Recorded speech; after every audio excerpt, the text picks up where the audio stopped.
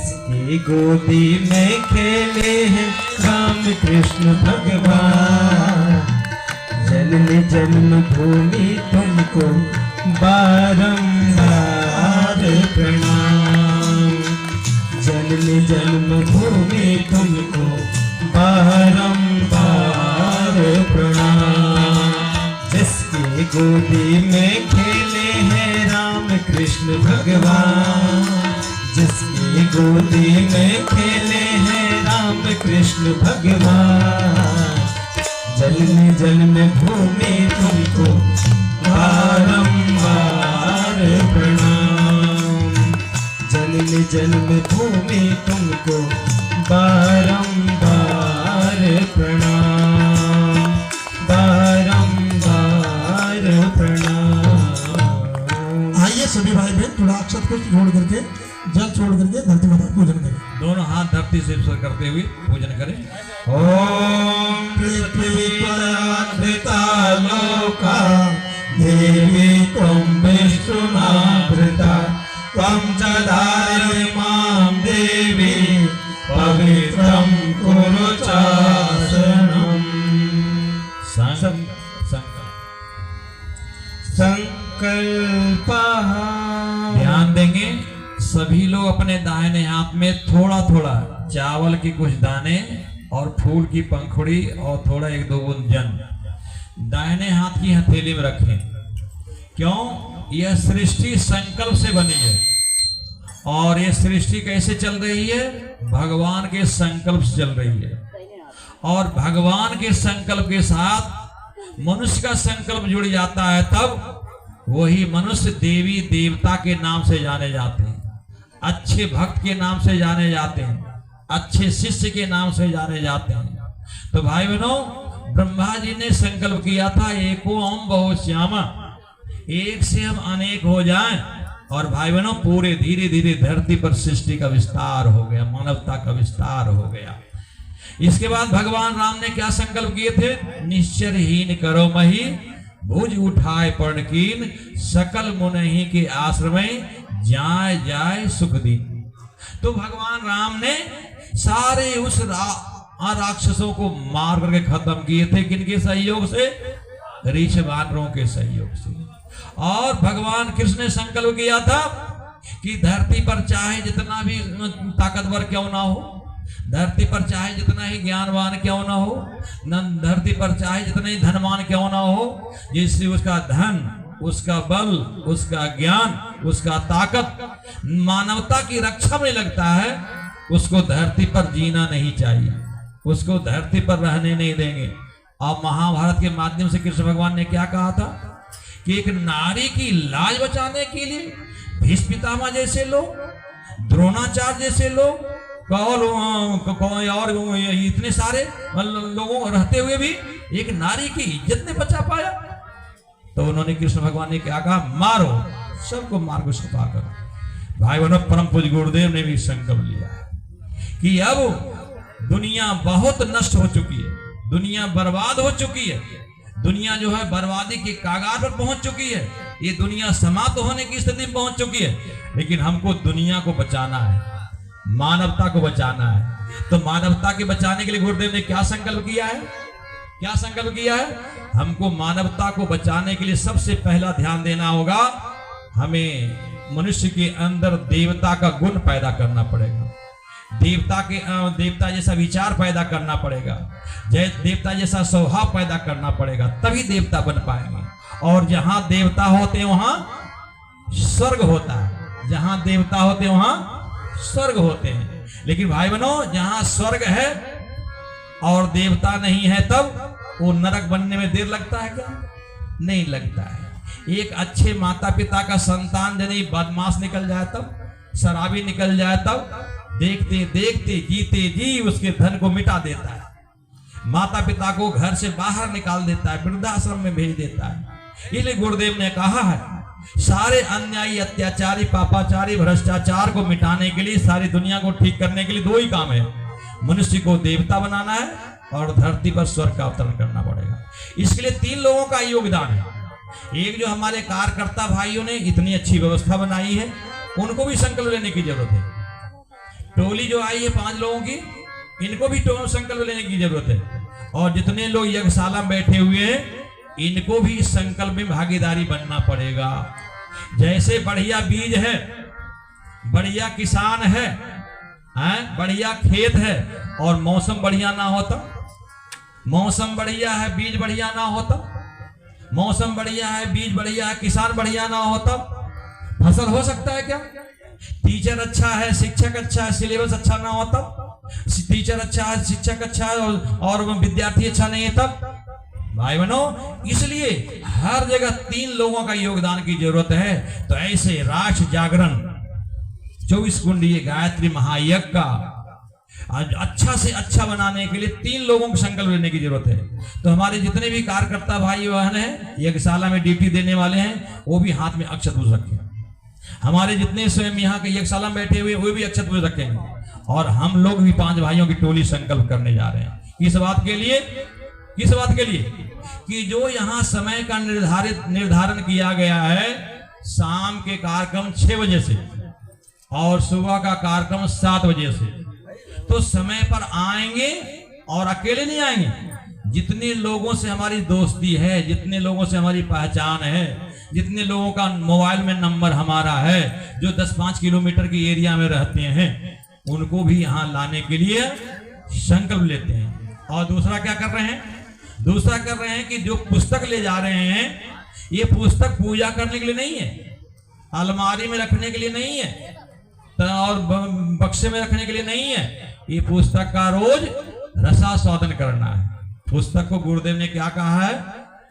पुस्तक को क्या कहा है? विद्या अमृतम मनुष्य मसनुते। विद्या ही अमृत है, ज्ञान ही अमृत है। जिस तरह से हम रोज भोजन करते हैं, रोज शयन करते हैं, रोज काम करते हैं, रोज ड्यूटी करते हैं, उसी तरह से एक ड्यूटी हमारी है इस किताबों को रोज पढ़ना। एक पेज, एक लेख सुबह से लेकर शाम तक जब तक भी मौका मिले हमको पढ़ना ही पड़ेगा। इसके बिना काम चलने वाला नहीं है। बिजली चली जाए तब, बिजली चली जाए तब दीपक जलाते हैं, दीपक ना हो तब मोमबत्ती जलाते हैं, मोमबत्ती ना हो तब टॉर्च जलाते हैं। बिना प्रकाश का कोई काम होता है क्या? उसी तरह से हमारे अज्ञान रूपी अंधकार को प्रकाश में बदलने के लिए कौन सा माध्यम बनेगा? अज्ञान रूपी राक्षस को समाप्त करने के लिए किसको करना पड़ेगा? ज्ञान रूपी देवता को जगाना पड़ेगा, ज्ञान रूपी प्रकाश को जगाना पड़ेगा। तो आज हमें संकल्प लेने की जरूरत है कि इन कार्यक्रम को सफल बनाने के लिए भगवान ने हमको जिम्मेदार बनाया है। किसको बनाया है? जो यज्ञशाला में बैठे हुए हैं वो भगवान के जिम्मेदार बेटे बेटियां। और जिम्मेदार बेटे बेटी कौन बनता है? जिम्मेदार बेटे बेटी कौन कहलाता है? जो जिम्मेदारी को जी जान से पूरा करता है, जी जान लगाकर पूरा करना पड़ता है। तब आइए, अच्छे भक्त बनने के लिए, अच्छे शिष्य बनने के लिए एक ही निशानी है, जो दायित्व भगवान दिया है। भगवान ने सेतु लंका पर विजय प्राप्त करने के लिए समुद्र और पुल बनाने की बात सोची थी। सारे ऋषि वानरों ने क्या किया? जी जान लगा दिया। और लंका पर पुल बांधने में जी जान लगा दिया तो रावण मारा गया कि नहीं मारा गया? उसी तरह से असुरता को मारने के लिए देवत्व का पुल बनाया जा रहा है, देवत्व का पुल, सत्कर्मों का पुल बनाया जा रहा है। तो भाई बहनों, सत्कर्मों का पुल के निर्माण करने में हमें क्या करना पड़ेगा? क्या करना पड़ेगा?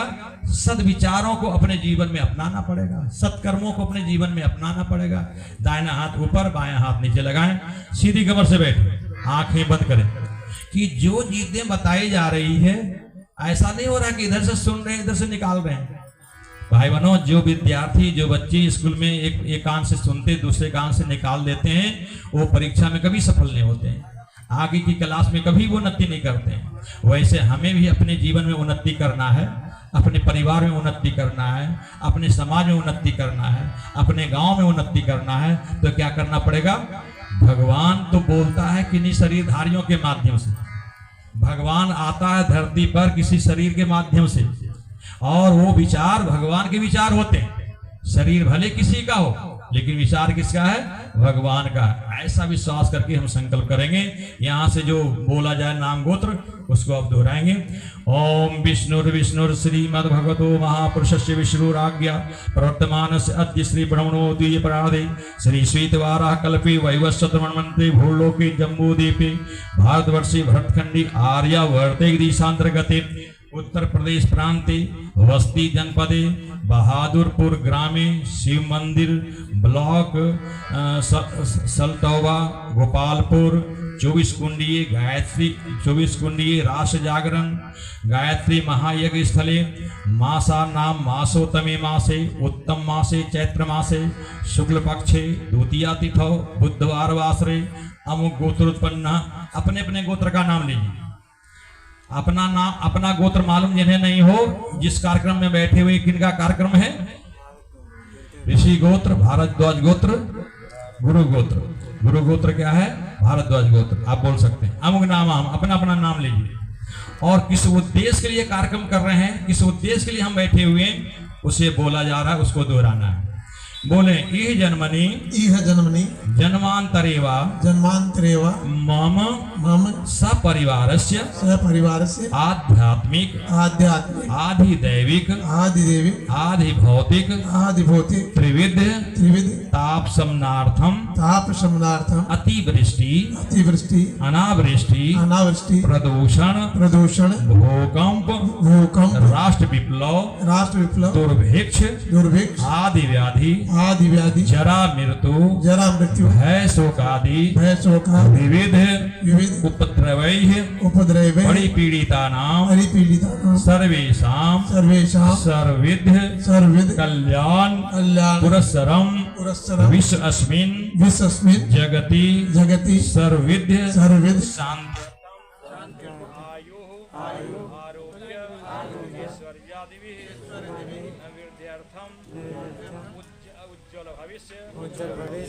शारीरिक और मानसिक बीमारियां प्राणवान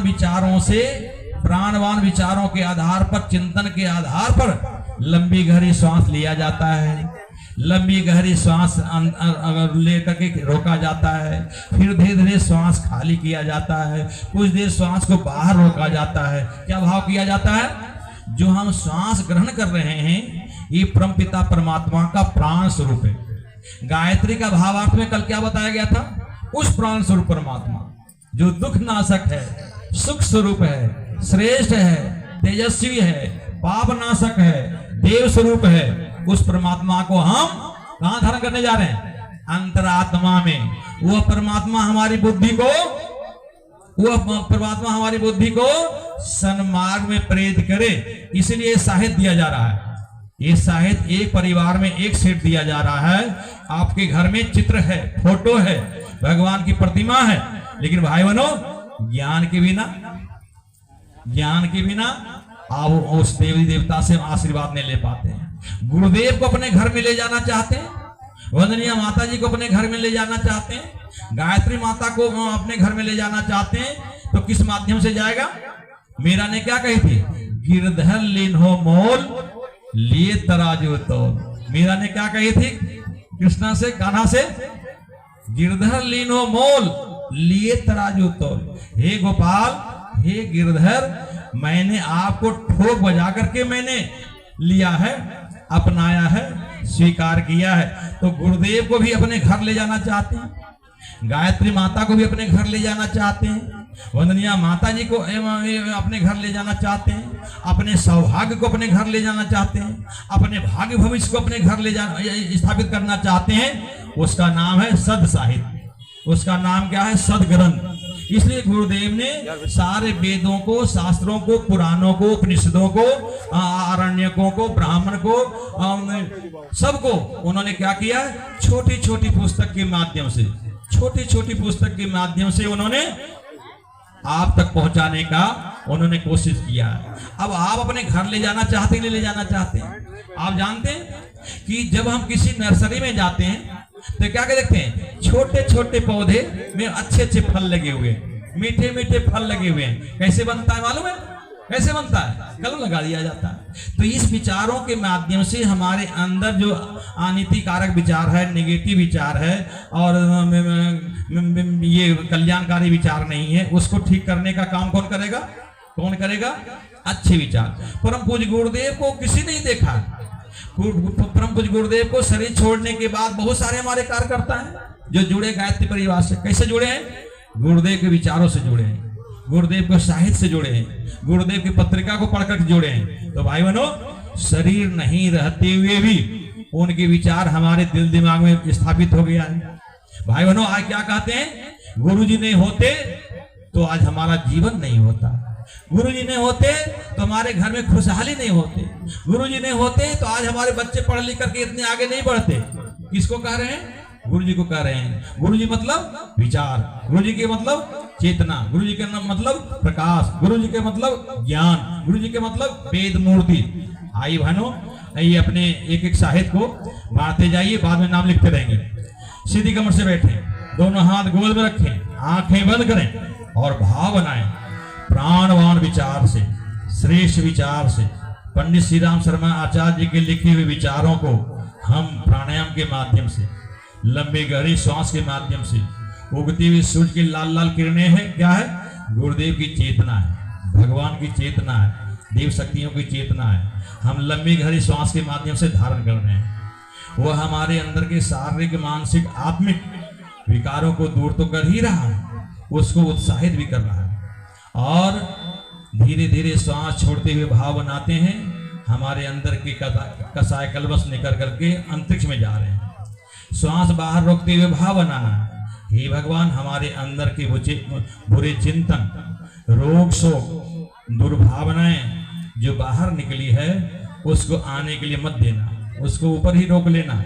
ऐसी प्रार्थना हम देव शक्तियों से करते हुए प्राणायाम करते हैं। मंत्र यहाँ बोला जा रहा है।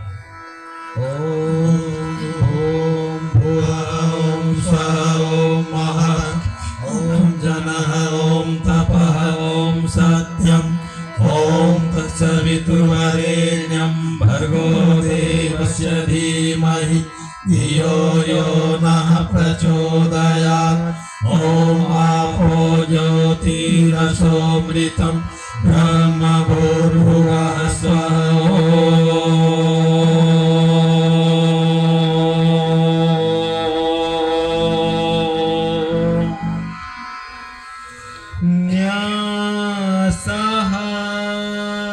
न्यास का मतलब होता है धारण करना। शरीर भगवान का मंदिर है। शरीर किसका है? भगवान का। इसके हम कहाँ हैं? शरीर के अंदर विराजमान है हम, और शरीर भगवान का मंदिर है। हाथ किसका है? भगवान का। पैर किसके हैं? भगवान के। आँख मुंह किसका है? भगवान का। तो इसको भगवान के अनुसार चलाना चाहिए। श्रवण रंध्र यही भवन समाना, बिनु हरि कथा नहीं सुनई नहीं कान।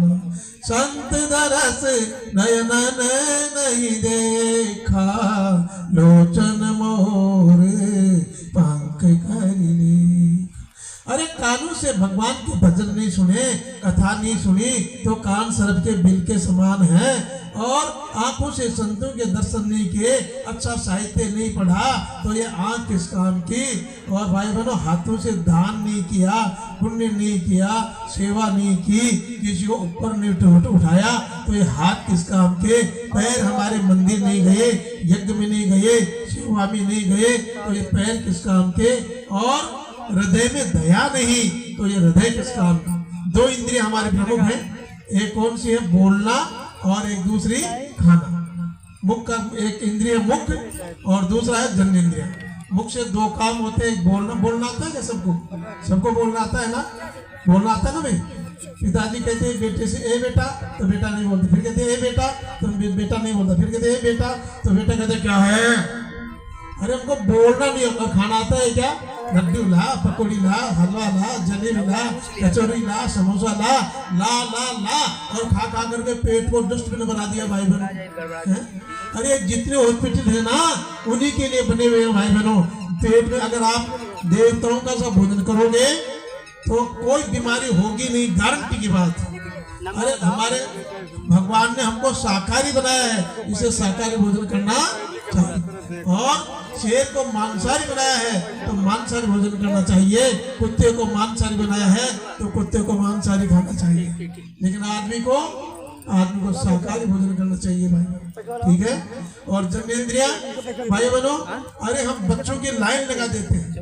भारत सरकार ने कहा था हम दो हमारे दो, फिर भारत सरकार ने कह दिया हम दो हमारे एक, और फिर भारत सरकार ने कह दिया कि अब कोई बच्चा जन्म देने की आवश्यकता नहीं है। अरे आप कभी बॉम्बे गए हैं क्या, दिल्ली गए हैं क्या? अरे पुलिया के नीचे हजारों भाई और बहने, बच्चे और बच्चियां तरफ तरफ के रो के जी रहे भाई बहनों। उनके पास में कपड़े नहीं, उनके पास में खाने के लिए रोटी नहीं है।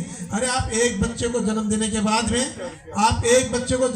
बाद में उसको अच्छे विद्यालय में नहीं पढ़ा सकते, उसको काजू किशमिश बादाम नहीं खिला सकते, उसको सेब संतरा नारंगी नहीं खिला सकते भाई बहनों, और उसको भगवान से नहीं मिला सकते, तो बच्चों को जन्म देने का हमको क्या अधिकार है? माता मदारसा ने कहा था कि जो माता पिता अपने बच्चे को जन्म देने के बाद में भगवान से नहीं मिला सकते, वो माता पिता कहलाने के अधिकारी नहीं। आपके यहाँ यूपी में तो बहुत अच्छा है भाई। बिहार में हम गए थे अभी, एक इस कंधे पर, एक पीछे, एक आगे, दोनों हाथ में, और भाई बहनों लाइन लगी है। अरे ऐसे, और इसीलिए जो भुखमरी है वहाँ भाइयों बहनों। अरे हमको कम से कम, अभी गोपालपुरा है, बिहार में ही है, गोपालपुरा के पास एक गांव है, अभी गए थे हम, लास्ट टाइम गए थे। एक अरबपति आदमी जिसने 3 बच्चे उनके, और उन्होंने अनाथ बच्चों को ले करके, हम सही बता रहे हैं आपको, 13 बच्चों के, अनाथ बच्चों की शादी करवा दी। और एक सबसे बड़ी बात बताऊं आपको, अपने 3 बच्चे, उन 13 बच्चों में कोई फर्क नहीं, उतना ही शानदार उनको खिलाना, उतने ही शानदार उनके कपड़े पहनाना, और उनका संकल्प है कि मैं बच्चों को, अनाथ बच्चों को ले करके और उनकी शादी करूंगा, उनको पैर ऊपर खड़ा करूंगा। भाई बहनों, इसको कहते हैं यज्ञ। ये नहीं है स्वा यज्ञ नहीं है, अपना जीवन यज्ञ में बन जाए भाई बहनों, जीवन यज्ञ में बन जाए। हमारी इंद्रियों पर आज आंखों पर माँ नहीं बैठी, बहन नहीं बैठी, बेटा नहीं बैठा, पिता नहीं बैठा भाई बहनों, आज कानून के ऊपर भगवान के गीत नहीं बैठे, भगवान के सत्संग के गीत बैठे हैं क्या? परदेशी जाना नहीं, आना नहीं। अरे ऐसे गंदे गीत हम सुनते हैं भाई बहनों, मुंह से गंदी वाणी बोलते हैं भाई बहनों। आप अपने बाएं हाथ में जल ले, दाहिने हाथ की 5 उंगलियां इंद्रियों को स्पर्श करें, मंत्र के साथ में ध्यान करें कि हमारी इंद्रियां अब बिल्कुल ठीक होंगी।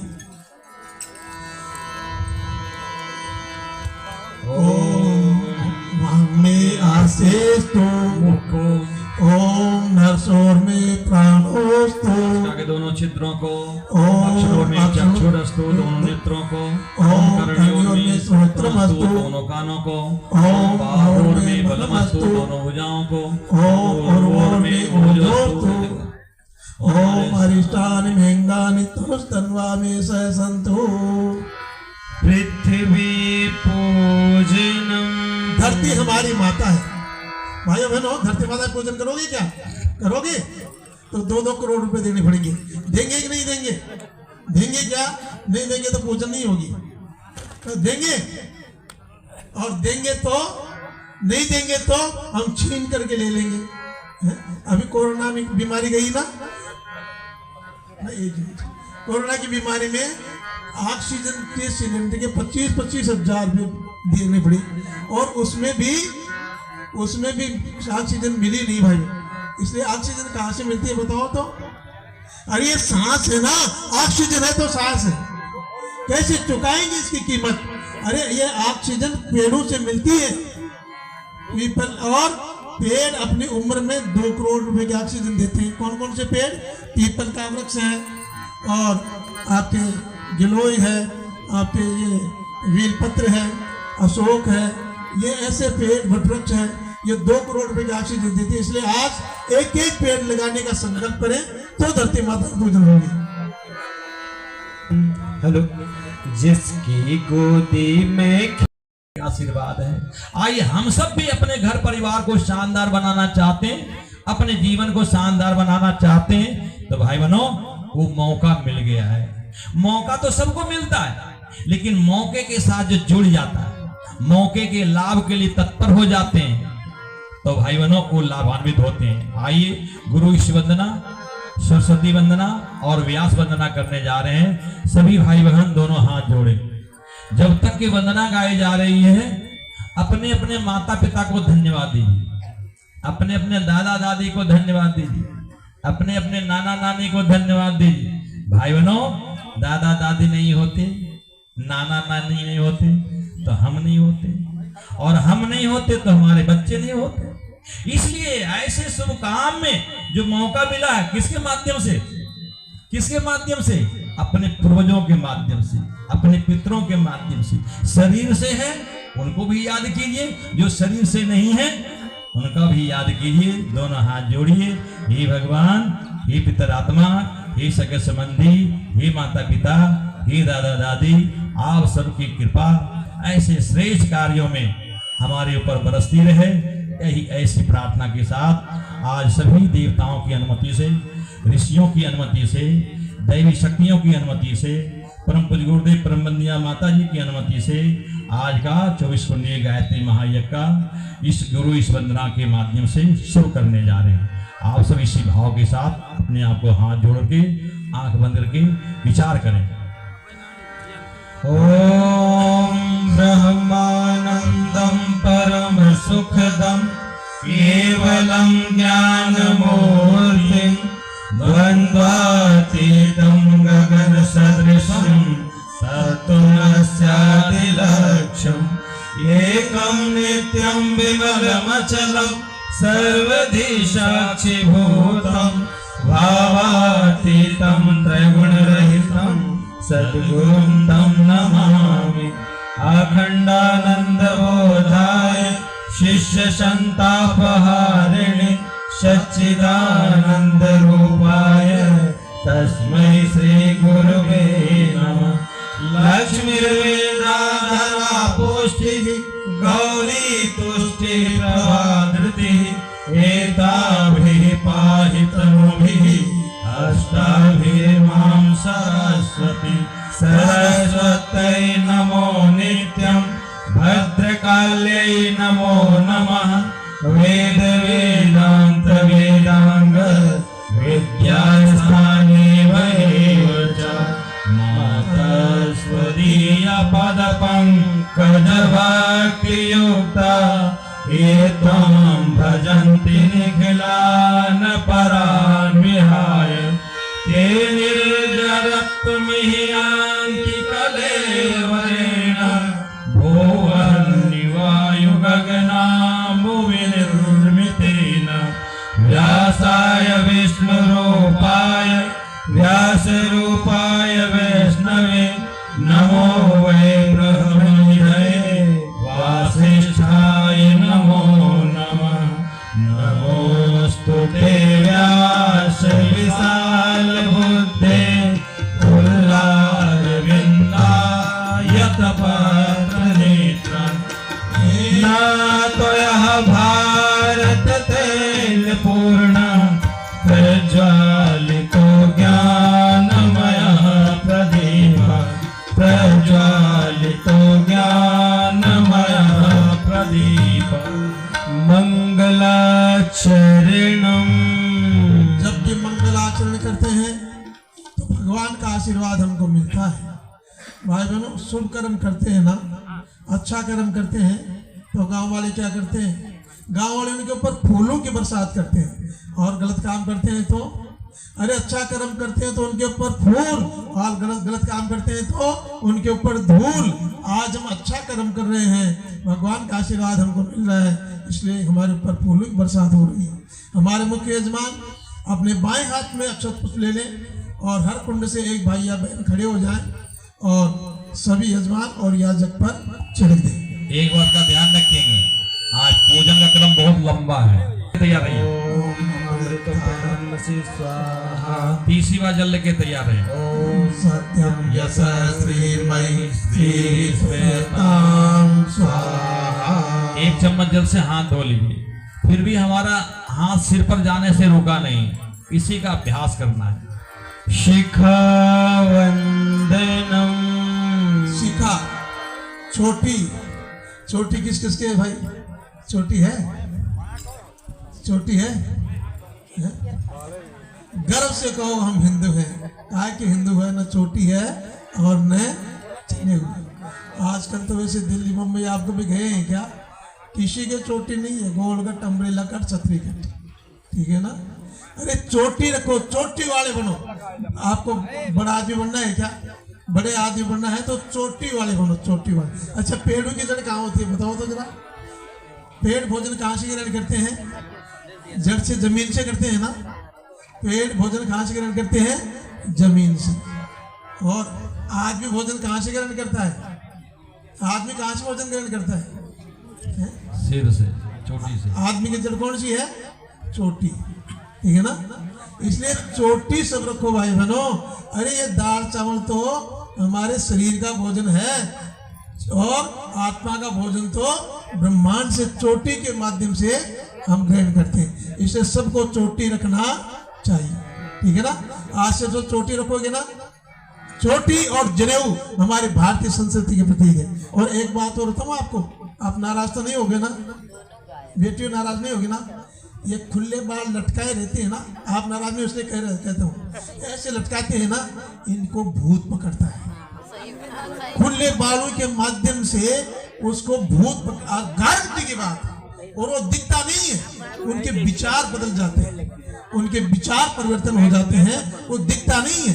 इसलिए बालों को हमेशा बांध के रखना चाहिए, बहनों को बाल नहीं कटाना चाहिए और भाइयों को चोटी कभी नहीं कटानी चाहिए। आइए बाएं हाथ में जल ले लें, दाहिने हाथ की 5 उंगलियों से दबाएं और चोटी के स्थान पर स्पर्श करें। ओम चित्र रूपिणी महामाये दिव्य तेजः समन्विते इष्ट देवी शिखा मध्ये तेजो वृद्धिं कुरुष्व मे।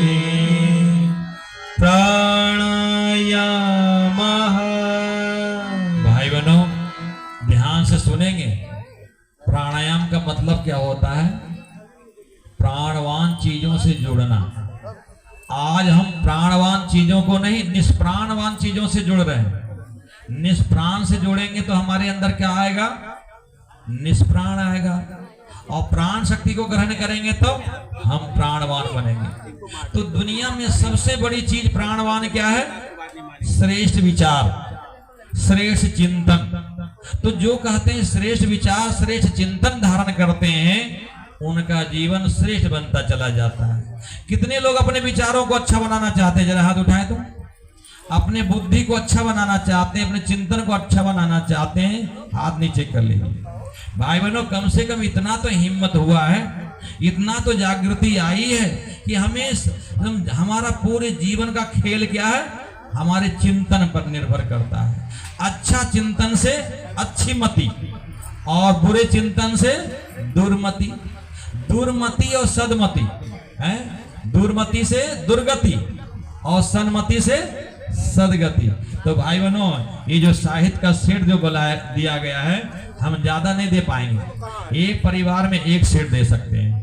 तो हमारे कार्यकर्ता भाई एक परिवार में एक सेट बांटना शुरू करें, उनका नाम लिखेंगे और इसका मूल्य बहुत कम रखा गया है।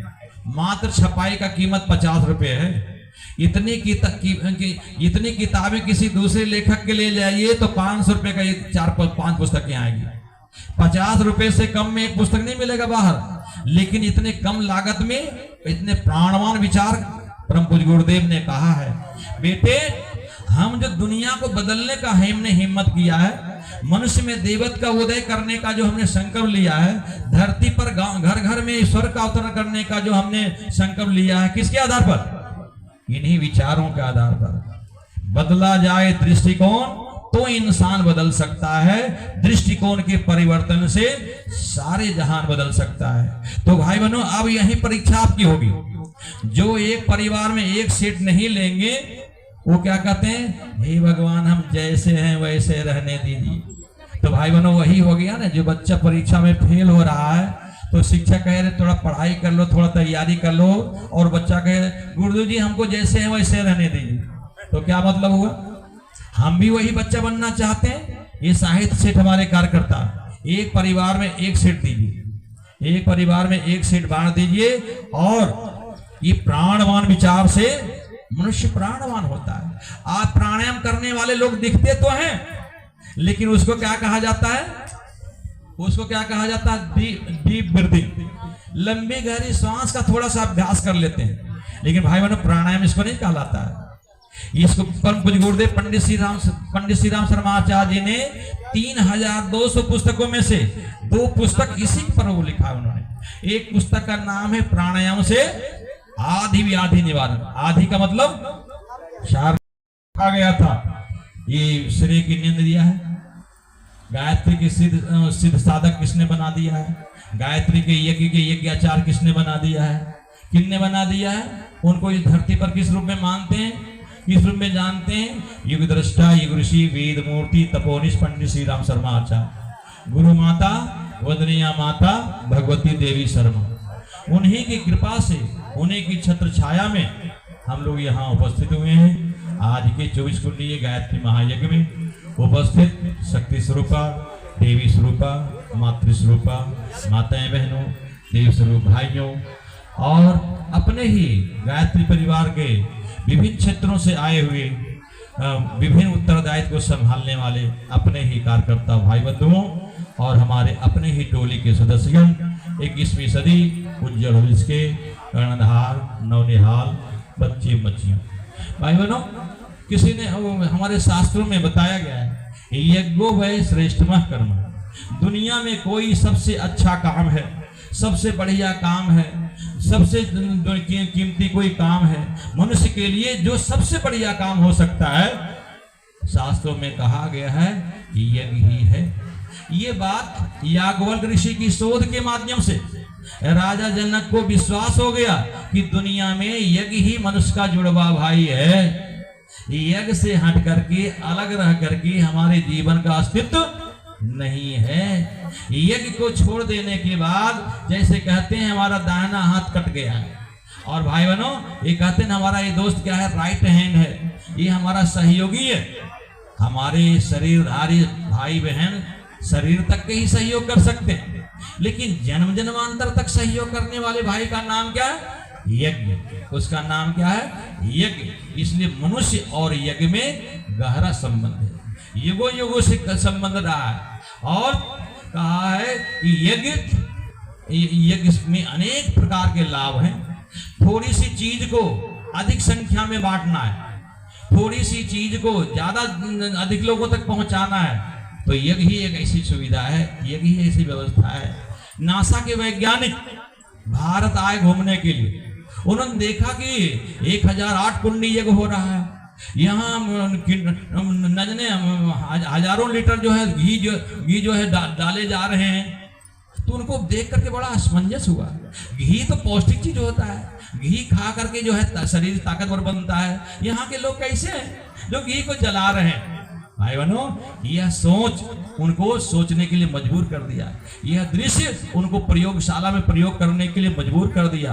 और उन्होंने 100 ग्राम घी को अपने प्रयोगशाला में एक डाल दिया और परख नली के माध्यम से उसको जांच किया कि 100 ग्राम घी को यदि जला दिया जाए, होम कर दिया जाए, आहुति डाल दिया जाए, तो कहते हैं एक व्यक्ति 100 ग्राम घी खाने के बाद जितना शक्ति अनुभव करता है, 100 ग्राम घी को यदि आहुति डाल दिया जाए, 100 ग्राम घी को यदि दीपक जला दिया जाए, तो 1000 लोगों को उतनी ताकत मिलेगी, उतनी शक्ति मिलेगी।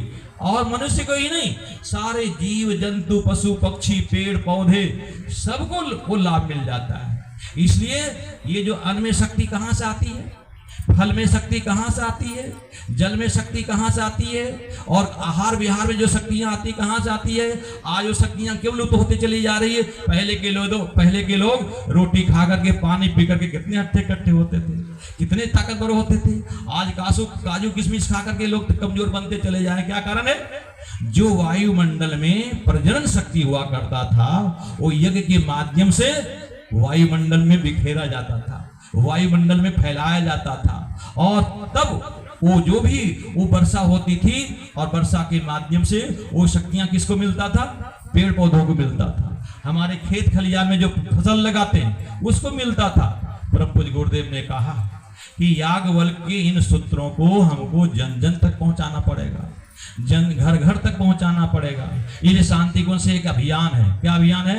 गृहे गृहे गायत्री और गृहे गृहे यज्ञ, गृहे गृहे गायत्री और गृहे गृहे यज्ञ। बिना गायत्री और यज्ञ का मनुष्य का अस्तित्व कभी न रहा है न कभी रहेगा। इसलिए कि यज्ञ के माध्यम से हर व्यक्ति के अंदर देव पूजन, दान, संगतिकरण, 3 हमारे वैज्ञानिक लाभ मिलते हैं। 3 लाभ हमारे क्या है? आज के पढ़े लिखे समझदार लोगों के लिए ये कोई कठिन नहीं पड़ता है कि वास्तव वो भी मानने के लिए तैयार है कि यज्ञ के माध्यम से, देव पूजन के माध्यम से हम अपने अंदर देवत्व कैसे विकसित करें, हमारे अंदर देने का भाव कैसे पैदा करें। भाई बहनों, ये कैसे किया जाता है? तो यहाँ यज्ञशाला को क्या कहा गया है? एक ट्रेनिंग शाला कहा गया है। यज्ञशाला क्या कहा गया है? एक प्रयोगशाला कहा गया है कि प्रत्यक्षम किम प्रमाणम।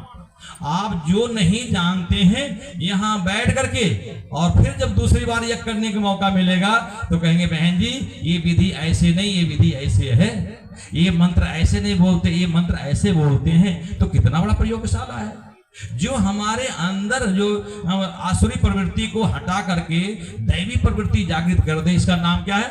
देव पूजन। इसका नाम क्या है? देव पूजन। इसलिए और जो मान्यताएं हमारी उल्टी सीधी मान्यताएं हैं, हमारी गलत धारणाएं हैं, हमारे नेगेटिव चिंतन है, उसको पॉजिटिव में बदलने के लिए यज्ञशाला से बढ़िया कोई जगह नहीं हो सकता है, यज्ञशाला से बढ़िया स्थान नहीं हो सकता है। इसलिए यज्ञशाला को प्रयोगशाला भी कहा है, यज्ञशाला को वेदशाला भी कहा गया है, यज्ञशाला को पाठशाला भी कहा गया है, यज्ञशाला को क्या कहा गया? चिकित्सालय कहा गया है।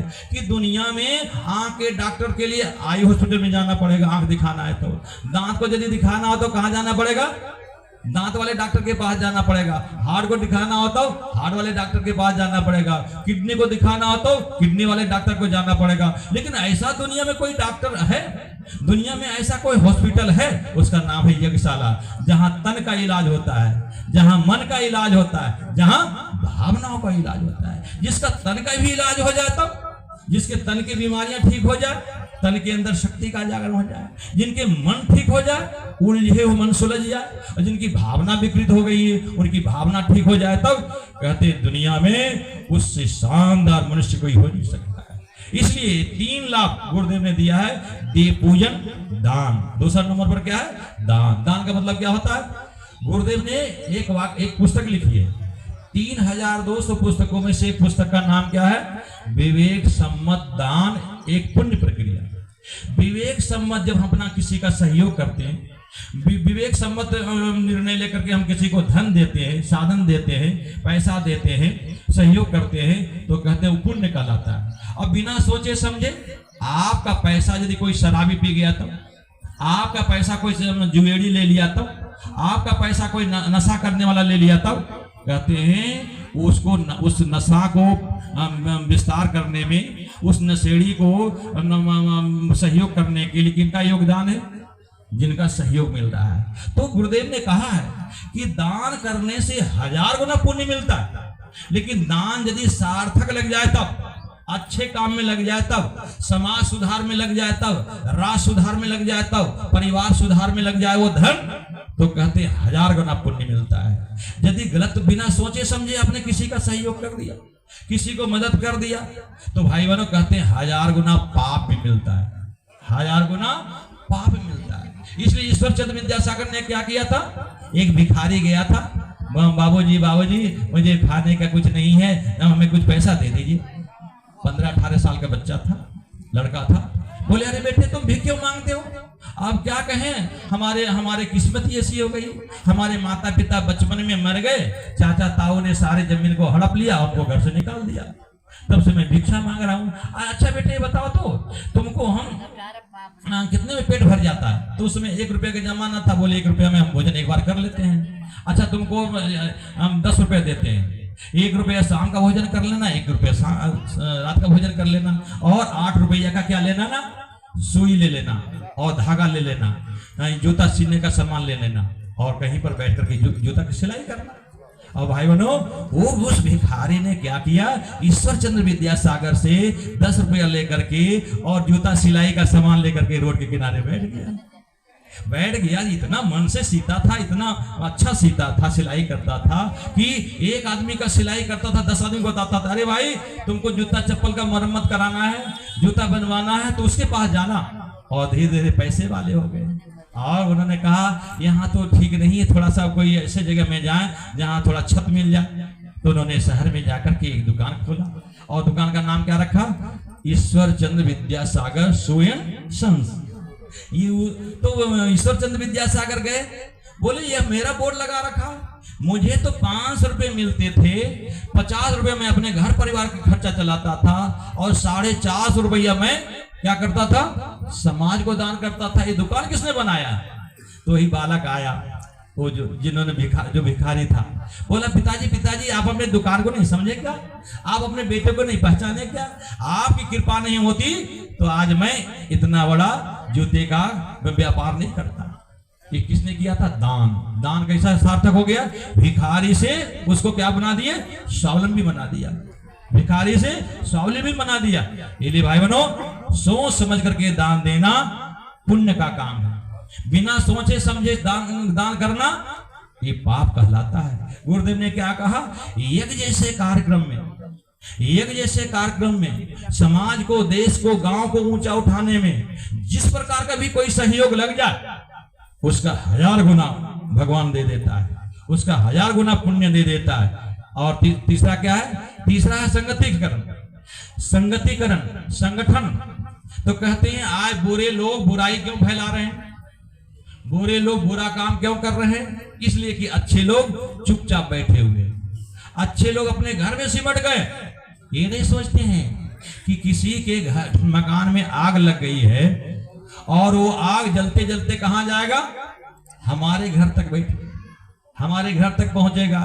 किसी घर का बच्चा यदि कोई शराबी हो गया है, किसी का बच्चा यदि जुएड़ी हो गया है, किसी का बच्चा यदि आतंकवादी हो गया है, चोर हो गया, बदमाश हो गया है, तो धीरे धीरे क्या करेगा? उस गांव के अनेकों बच्चों को अपने आदत से जोड़ लेगा, अपने क्रियाकलाप से जोड़ लेगा।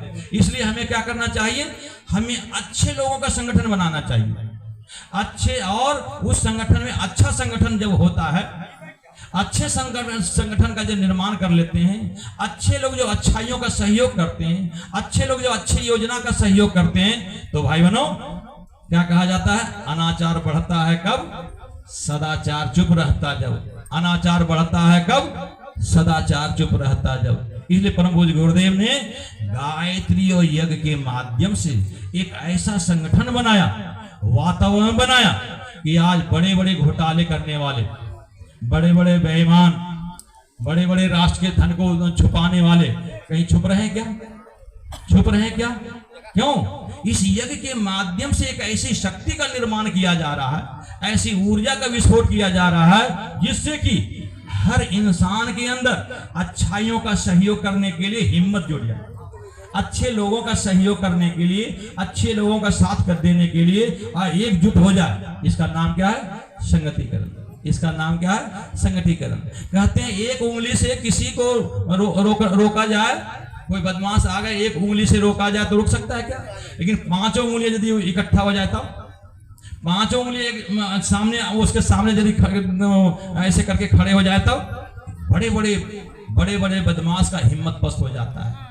एक सीख से झाड़ू नहीं लगाई जा सकती है, लेकिन सीख का यदि गट्ठर बना लिया जाए तो कहते हैं घर आंगन और सफाई कर देते हैं। एक एक तिनके से रस्सी बांधे जाते हैं। तिनका से हाथी नहीं बांधा जा सकता, लेकिन तिनके को यदि रस्सी बना लिया जाता है बड़े बड़े हाथी को बांध देते हैं। आज का समाज, आज के समय में ऐसे संगठन की जरूरत है। और संगठन कैसे बनता है? संगठन कैसे बनता है? जैसे ये हवन सामग्री किसी ने बनाया है, पूजा सामग्री किसी ने बनाया है, लक्ष्मीधा किसी ने बनाया है, कुंड किसी ने बनाया है, और ये पंडाल किसी ने बनाया है, साउंड किसी ने लगाया है। और सबका सहयोग होने से क्या हो रहा है?